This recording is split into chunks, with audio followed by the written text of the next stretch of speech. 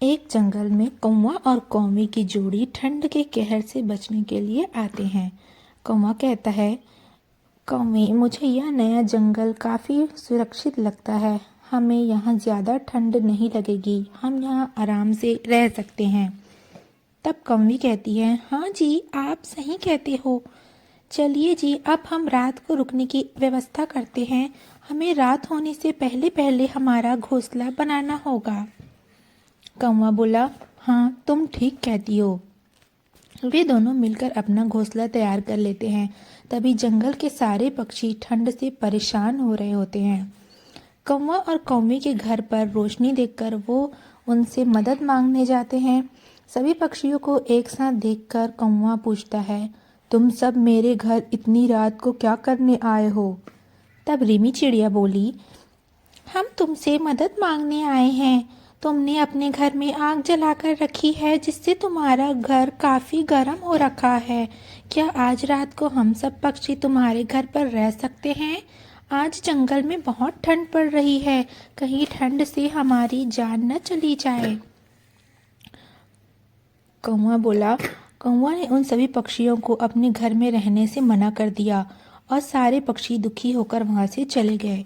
उन्होंने बड़ी मुश्किल से ठंड में रात गुजारी। अगली सुबह सभी ने मिलकर फैसला किया कि ठंड से बचने के लिए उन्हें कुछ लकड़ियों की व्यवस्था करनी चाहिए। तब पक्षियों ने फैसला किया, आग जलाकर हम भी ठंड के कहर से बच सकते हैं।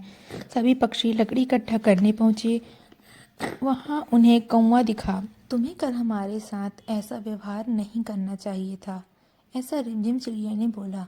कल हम तुम्हारे घर तुम्हारी मदद लेकर आए थे और तुमने हमें मना कर दिया। ऐसा बुरा व्यवहार तुम्हें किसी के भी साथ नहीं करना चाहिए। इस जंगल में हम सारे पक्षी मिलकर साथ साथ मिलकर रहते हैं और एक दूसरे के सुख दुख में काम आते हैं। भगवान न करे तुम्हारे पर कल को कोई मुसीबत आए तो तुम्हारी मदद करने कोई भी नहीं आएगा कौवे। ऐसा बोलकर सभी पक्षी वहां से चले जाते हैं। कुछ दिनों के बाद, जब कुछ दिन बीत जाने के बाद, एक दिन अचानक कौवा और कौवे की सारी लकड़ियां गीली हो जाती हैं और उनके पास आग जलाने के लिए और आग तापने के लिए लकड़ियां बिल्कुल भी नहीं होती हैं। ठंड के मारे दोनों की हालत खराब हो रही होती है। तब कौवी बोलती है कौवा से, सुनिए जी, आप अपनी ये घमंड को छोड़िए, अब चलिए हमें किसी की मदद लेनी चाहिए, वरना ठंड के मारे हम दोनों मर ही जाएंगे। पर कौवा नहीं माना। तब कौवे ने उन्हें बहुत मनाया और कौवे से कहा, आपकी इन्हीं हरकतों की वजह से सारे पक्षी हमसे नाराज़ हैं और हमसे कोई दोस्ती नहीं करता और हमसे कोई बात भी नहीं करता।